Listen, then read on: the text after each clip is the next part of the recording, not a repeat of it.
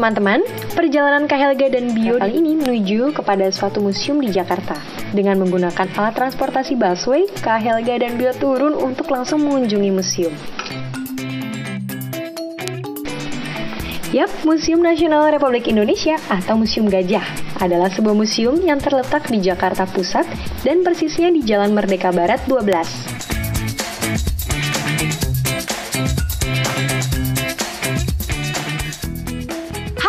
Televisi Edukasi. Halo semua. Hari ini Kak Helga sama Bio sedang berkunjung ke museum yang lokasinya ada di Jakarta, Museum Nasional Indonesia atau dikenal dengan Museum Gajah. Nah, di museum ini mengoleksi beberapa benda-benda bersejarah kuno asli Nusantara. Kak, tahu nggak kalau Museum Nasional ini terbesar di Indonesia? Terlengkap juga kan? Iya. Wah, karena lengkap jadi penasaran kan? Langsung aja yuk ikutin perjalanan Kak Helga sama Bio.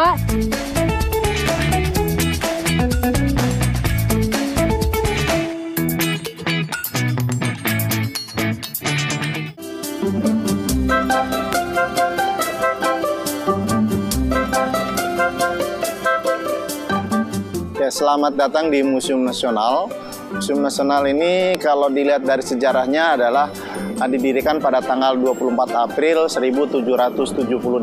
Jadi tahun ini sudah berusia 238 tahun. Yang awalnya didirikan oleh para ilmuwan Belanda yang ada di Batavia, sehingga namanya Batavia's Genootschap van Kunsten en Wetenschappen. Dan baru pada tahun 1862 dibangunlah gedung museum ini ya, yang terletak di Jalan Medan Merdeka Barat nomor 12. Jadi memang gedung ini disengaja digunakan untuk museum dan kemudian dibuka untuk umum pada tahun 1868. Baru diserahkan kepada bangsa Indonesia museum ini pada tanggal 17 September 1962. Jadi kurang lebih 20 tahun setelah Indonesia merdeka, dan namanya diubah menjadi Museum Pusat. Dan diresmikan menjadi Museum Nasional namanya pada tahun 1879 yang diresmikan oleh Menteri Pendidikan dan Kebudayaan saat itu. Itu sejarah singkatnya, namun masyarakat Jakarta dan sekitarnya lebih mengenal dengan sebutan Museum Gajah atau Gedung Gajah, karena memang di halaman depannya itu terdapat arca gajah perunggu, hadiah dari Raja Thailand yang bernama Chulalongkorn dan dihadiahkan pada tahun 1871 ya. Memang tujuan didirikannya museum ini adalah sebagai pusat pusat penelitian ilmiah terutama dalam bidang kebudayaan, kemudian juga pusat edukatif kultural. Jadi pusat pendidikan yang bersifat kebudayaan dan juga sebagai tempat rekreasi.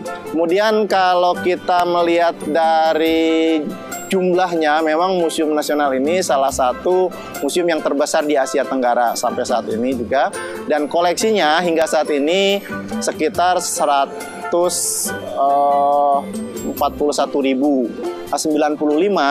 atas inisiatif dari Menteri Pendidikan dan Kebudayaan yang waktu itu adalah Profesor Dr. Wardiman Tionegoro. Maka dikembangkanlah gedung B yang dikenal dengan Gedung Arsa, dan dibuka pamerannya secara resmi oleh Presiden Republik Indonesia Bapak Susilo Bambang Yudhoyono pada tanggal 20 Juni tahun 2007 yang lalu.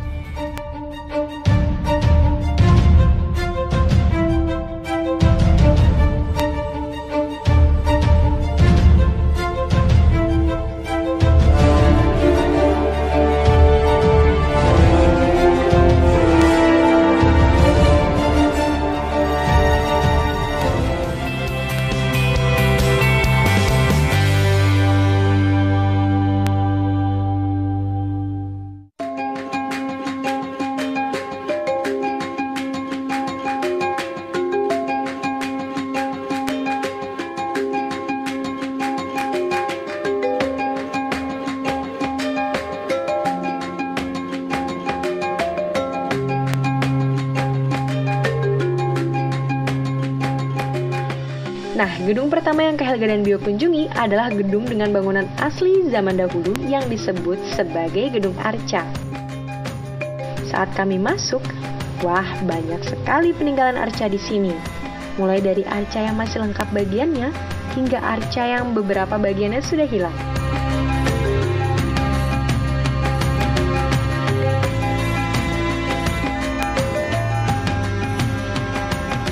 Bio. Itu Mbak Disti. Halo Disti, selamat pagi. Akhirnya kita sampai di sini. Alhamdulillah malah udah bisa main ke museum. Ini siapa? Helga, ini sama Bio nih, sama Ade. Kelas berapa ini? Kelas 5. Kelas 5. Ini Bio udah gak sabar Mbak Disti mau ngeliat. Oh, ini nih, mulai dari ruangan ini nih apa nih Mbak Disti? Ini yang jelas ini ruangan arca atau disebut dengan ruang rotunda. Jadi ini rotunda isinya itu tentang arca-arca peninggalan kerajaan Hindu sama Buddha dari Jawa Tengah sama Jawa Timur. Jadi ini asli dengan usia yang sangat lama ya Mbak Dari Disti? abad ke-8. Yang arca-arca di sini boleh dipegang? Arca di sini nggak boleh dipegang sayang. Soalnya kan usianya udah tua banget ya, udah dari abad ke-8. Yang kedua yang paling penting tangan kita kan suka keringetan tuh. Keringet rasanya apa? Rasanya gimana? Asin gitu ya. Nah, asin itu bisa zat garam kan berarti ada zat garamnya. Kalau menyentuh koleksi, zat garam bisa merusak koleksi. Gitu. Memang nggak boleh dipegang. Jadi dipegang pun tidak boleh. Oh, aku mau ngelihat benda-benda yang di sini nih. Oke. Arca pertama yang kami lihat adalah Ganesha. Di dalam agama Hindu, Ganesha termasuk salah satu dewa yang paling populer. Ganesha adalah dewa berkepala gajah. Ganesha merupakan dewa ilmu pengetahuan. Ciri utama Ganesha adalah memiliki belalai yang sedang mengisap isi mangkuk dalam genggaman tangan depannya. Isi mangkuk itu diibaratkan pengetahuan yang tidak pernah habis.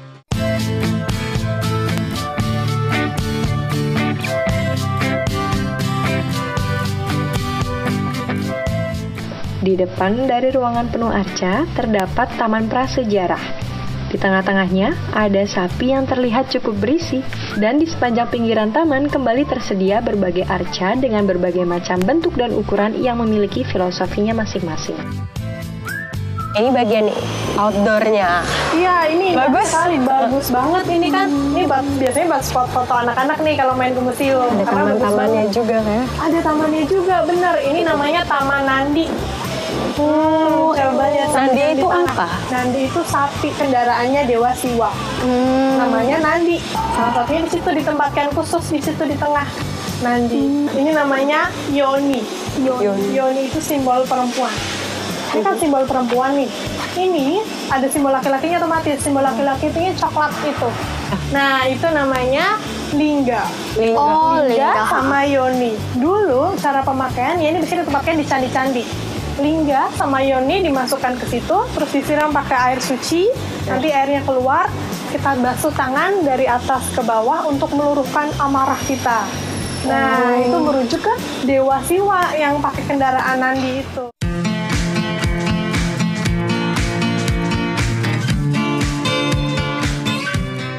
Di area taman dipamerkan koleksi batu dari berbagai bentuk yang mencerminkan masa megalitik. Oh iya teman-teman, tahu megalitik? Megalitik berasal dari kata mega berarti besar, dan litos berarti batu sehingga megalitik berarti bangunan dari batu besar. Masa megalitik adalah masa transisi antara masa akhir bercocok tanam dengan masa awal logam.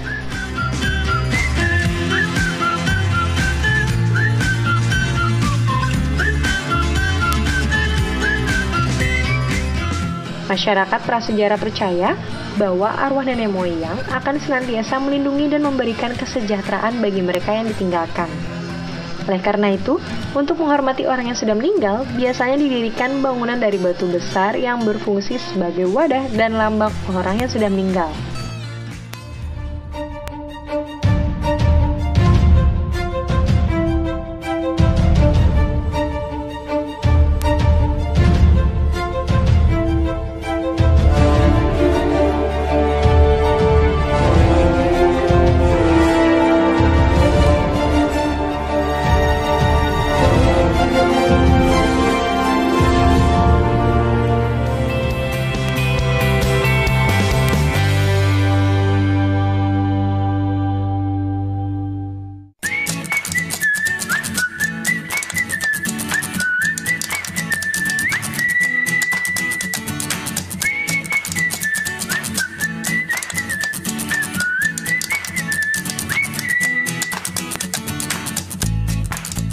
Menuju ke gedung yang kedua, yaitu pada Gedung Baru. Di sini tidak lagi berdasarkan jenis koleksi, melainkan mengarah kepada tema berdasarkan aspek kebudayaan yang memposisikan manusia sebagai pelaku dalam lingkungan tempat tinggalnya. Gedung ini dilengkapi dengan eskalator dan elevator, sehingga memudahkan pengunjung untuk dapat berpindah menjelajahi 4 lantai di gedung ini.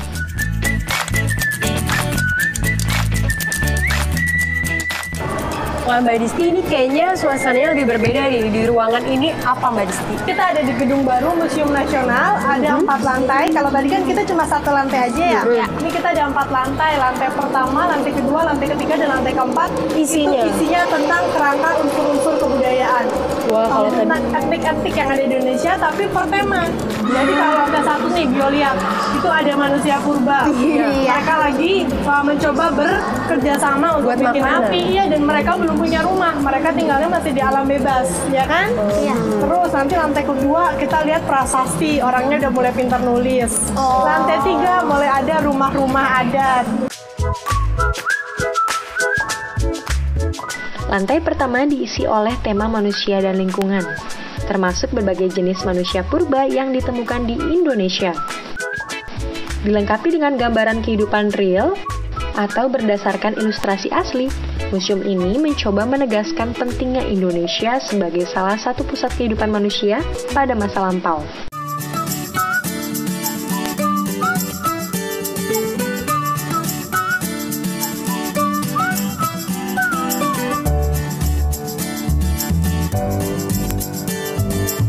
Pengembangan selanjutnya dari potret kegiatan manusia purba tadi. Jadi kalau di lantai 1 mereka belum kenal tempat tinggal, nah di lantai 2 sudah mulai masuk ke tema yang kedua, yaitu temanya tentang ilmu pengetahuan dan teknologi.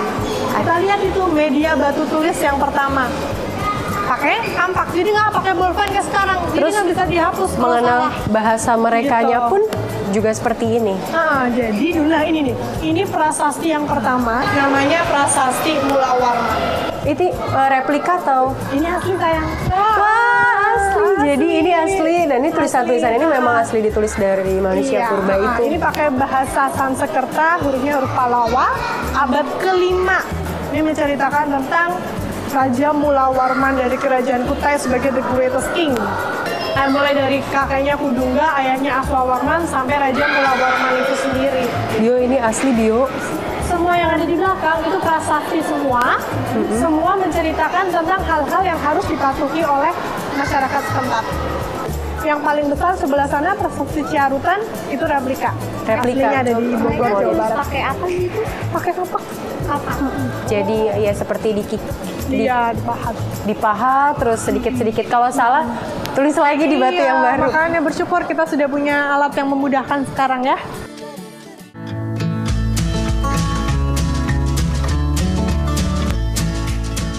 Lantai kedua di sini memperlihatkan kejayaan peradaban ilmu, pengetahuan, dan teknologi Indonesia di masa lalu. Terdapat beragam artefak yang menunjukkan inteligensi masyarakat Indonesia kuno, mulai dari prasasti sebagai bukti literasi kuno hingga senjata dan alat sehari-hari yang digunakan. Mbak Disti, ini apaan? Gede banget. Coba tebak ini apa? Ini bentuknya kayak drum, besar, Kayak bulat, meja. Kayak meja. Ada, tapi yang paling unik ada simbol kataknya di sini. Katak. Nah, biasanya kalau katak identik sama apa ya, Bio sama Elga? Air. Nama air. Jadi memang ini ditemukannya di Flores, Nusa Tenggara Timur. Fungsi utamanya itu buat memanggil hujan atau meminta air. Jadi komunikasi dengan alam sesuai kepercayaan. Iya, betul sekali. Jadi cara makainya, ini kita putar di sini nih, kita lingkarin ini terus kita drum sama-sama. Tapi masyarakat setempat ya yang pakai ya, bukan kita. Kalau kita nggak bakal keluar hujannya ya. Nah, kita drum, kita pukul sama-sama. Nanti kepercayaan mereka akhirnya datang. Tapi gitu. beneran datang. Kepercayaan setempat. Terus fungsi keduanya digunakan sebagai alat upacara, genderang perang, juga alat tukar. Alat barter. Dulu kan banyak sekali, sebelum ada uang, banyak sekali benda-benda yang digunakan untuk pertukaran. Salah satunya ini. Tapi fungsi utamanya sebagai alat komunikasi. Alat komunikasi dengan alam ya.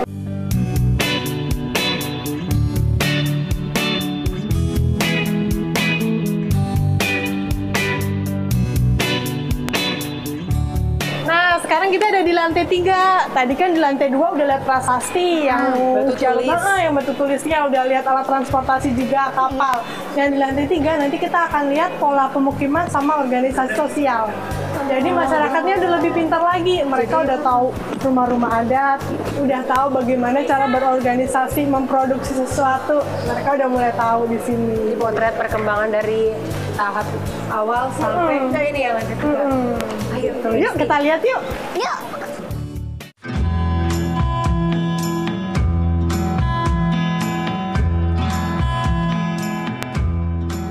Naik ke lantai 3, di sini Kak Helga dan Bio mempelajari sistem kelembagaan sosial yang sudah ada di Indonesia sejak dahulu kala.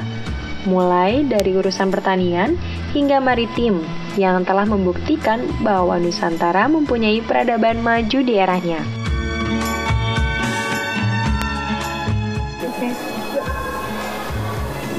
Mbak Disti, apa ini? Nah, ini namanya sesako.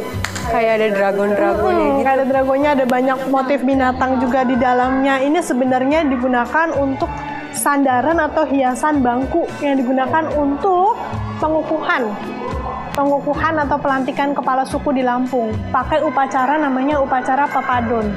Gede banget ya. Jadi duduk bersimpuh tuh di sini, nanti dia dilantik jadi kepala suku. Nah, ini motif-motifnya kayak ada motif-motif Jawa yang mempengaruhi masyarakat Lampung pada saat itu. Terus ini makanya ada bentuk ada orangnya sebagai pemimpin ya. Terus ada lingkaran juga. Ada lingkaran juga, ini kayak simbol kekuasaan gitu. Ini diperkirakan abad ke-16 sampai abad ke-17 Masehi. Dan yang paling pentingnya lagi, masyarakat Lampung percaya ada ular gaib yang menjaga kursi ini. Kan kalau dulu kan agama sama kebudayaan ngeblend ya jadi satu ya. Nah, ini salah satunya gitu.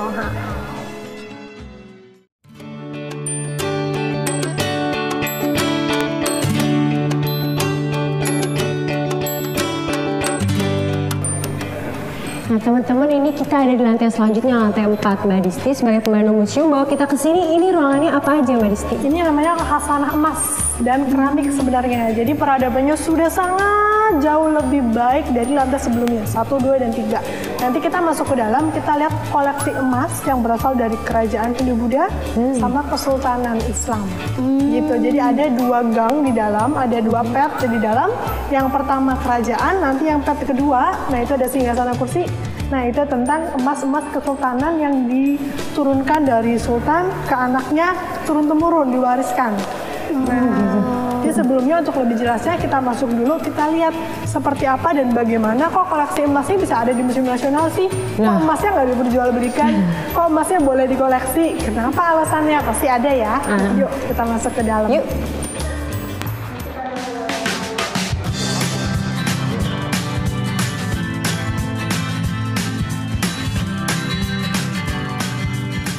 Masih ada satu lantai lagi. Lantai keempat ini berisikan koleksi emas dan keramik. Mulai dari berbagai emas sebagai aksesoris yang digunakan pada masa kerajaan Hindu-Buddha maupun kerajaan Islam di Indonesia, hingga beberapa benda kuno lainnya yang digunakan oleh kesultanan daerah. Ini deh, sebelah sini. Kesultanan berarti kerajaan Islam ya? Iya kan Indonesia itu punya lebih dari 17.000 pulau, tapi 5 pulau utamanya Kalimantan, Sulawesi, Maluku, Jawa, Sumatera, sama Papua. Cuma yang selain Papua itu masih punya sistem kerajaan. Masing-masing kerajaan itu ada hubungan diplomatik sama orang luar negeri. Nah ini salah satu benda-benda yang didapat dari hubungan diplomatik, hadiah, sama warisan turun-temurun. Ada mahkota, ini tempat pekinangan, tempat gosok minang dari Banten, kerisnya juga. Yang ini dari Madagaskar. Ini ditemukan semuanya dari abad 16 sampai 20 Masehi.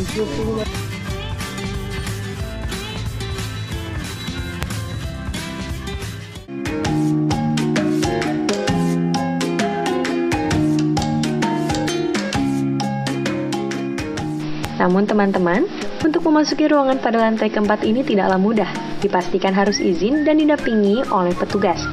Hal ini demi menjaga kelestarian benda-benda agar tidak rusak ataupun hilang.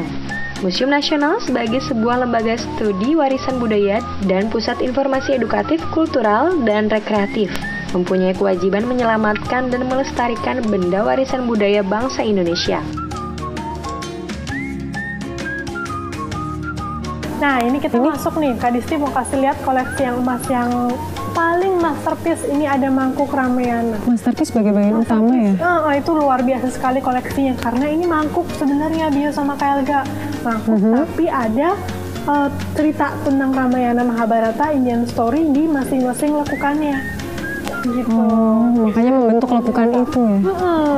Gitu. Nah, itu yang sebelah sana, itu perhiasan-perhiasan, ada kelat bahu, ada cincin, ada anting-anting. Itu tuh seperti gambar yang di situ digunakan sama Kertarijasa Arca itu. Ini nih. Nah, dari size-nya itu kan besar-besar tuh. Nah, maka laki-laki. Nah, ternyata betul Arca Kertarijasa yang menggunakan perhiasan. Nah, ini banyak banget ya perhiasannya. Ornamennya kan dia agak sampai ke bawah juga. Ada gayung, ada tas jimat, ada kalung juga. Jadi beberapa alat-alat benda-bendanya memang dibuat dari emas. Dan ini salah satu bukti perunggu yang terpendam 1,5 meter di dalam tanah, di mana di dalamnya itu terdapat koleksi-koleksi emas yang ditemukan. Oh, di dalamnya banyak perhiasan ya? Ini salah satunya. Sisanya kita simpan di Balai Pelestarian Benda Purbakala di Yogyakarta. Salah satunya di museum, sisanya di sana. Oke. Gitu, yuk. Lanjut.